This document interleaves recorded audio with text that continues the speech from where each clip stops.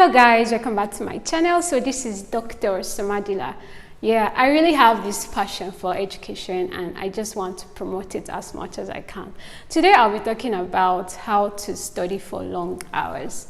Some people will be like, why should I actually study for long hours? What's the essence? Well, I'll have to put you through.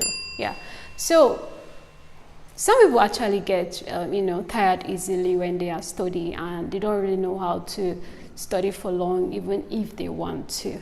So these are some of the things that you can do in order to study for long hours. So the first thing on my list is find your why. What is your reason? Why do you really want to study for long hours?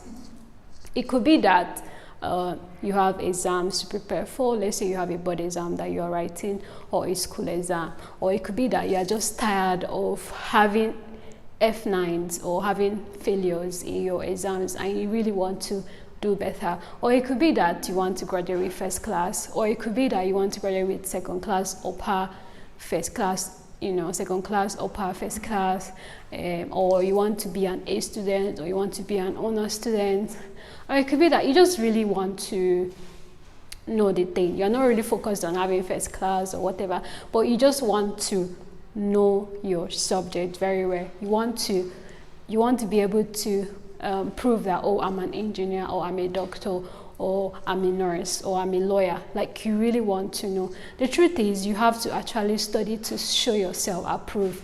If you don't study, there is no way the magic will just happen and you have those things upstairs. No, it cannot just happen. You have to study in order to actually know. If you are not studying, no miracle will happen. If you like pray from Monday to Sunday or from morning to night without studying, that thing will not enter your head. God will not even condone such laziness. Yeah, so find your why.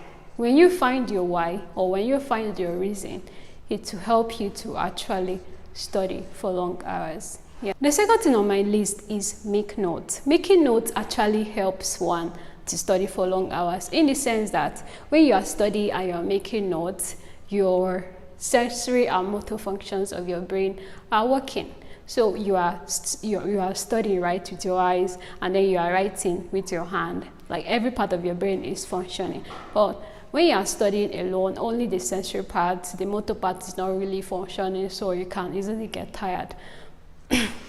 But when every part of your brain is working, like, you will be motivated. When you are writing, there is this thing about writing. When you are writing, you don't just write everything in the book, right? You don't just write everything you see in the textbook, because you are trying to find a point to actually help you to understand that thing better.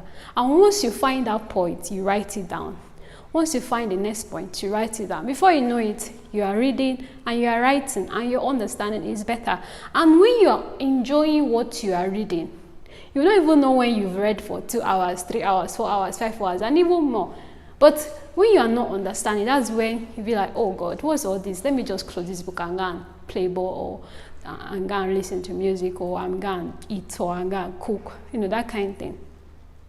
So making notes actually helps one to study for long hours. This is actually something that helps me when I was in medical school. I used to, but when I graduated, I think I had a lot of exercise base, because I wrote so many notes.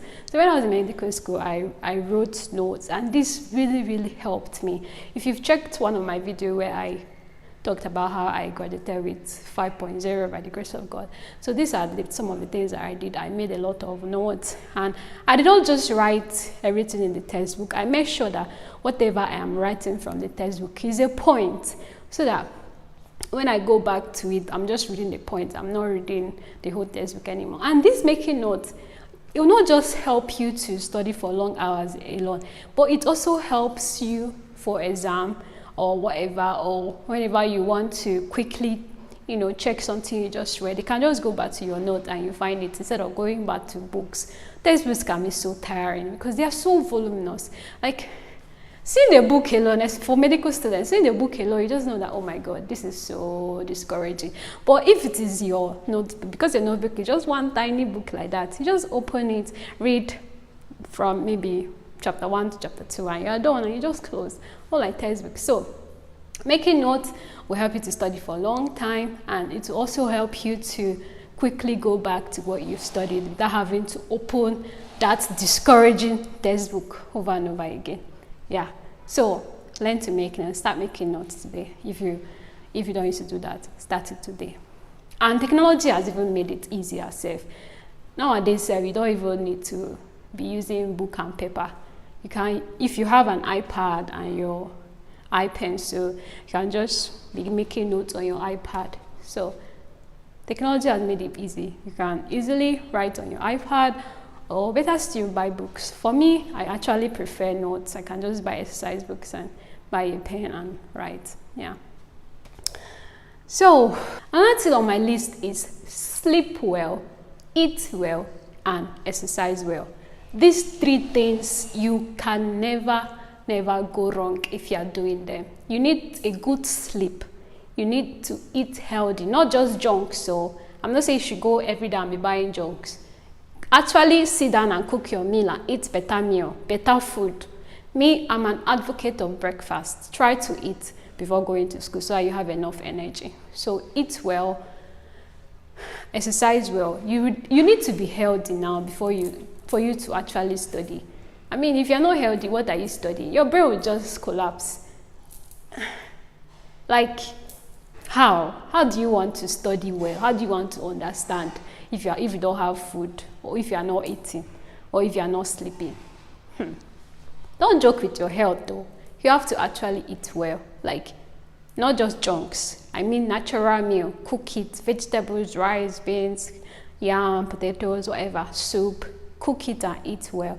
Then sleep well. You should sleep at least 5 to 6 hours a day. Yeah, so really sleep well so that the next day you have energy to study. If you're just studying without sleeping, you become fatigued, and a time will come when you'll be so burnt out that you cannot even open book again. But when you study, then you sleep, and then the next day you study, you sleep, you always have energy to keep going over and over again. So you have to be healthy if you want to be able to study for long hours. Yeah. Another thing is make your room study friendly. Some people are so dirty. You come to their room, you see the shoe, they just throw it there. You see the clothes on the floor. You see, like, it's just disorderly. How can you study in a disorderly room? Just how? Then another one is some people don't even have a reading table in their rooms. How can you not have a reading table and a reading chair in your room? Like, how? So you have to make your room conducive for learning. Like, get your reading table, get your reading chair, sit down and study. Avoid studying on your bed, because if you are studying on your bed, you can easily sleep off. I mean, our body has been trained like that. The bed is for sleeping, right? So if you lie on it and you're opening book and you're reading, the brain will be like, oh, maybe she wants to sleep. Okay, oh yeah, let's make her to sleep. She'll start sleeping. But if you are sitting down, you have your reading chair, you have your iPad or your laptop or your books and pen, everything on your table, you are just studying, everything will just be flowing, and before you know it, you've read for 2 hours, 3 hours. Before you know, you're even reading more and more and more. And then another thing is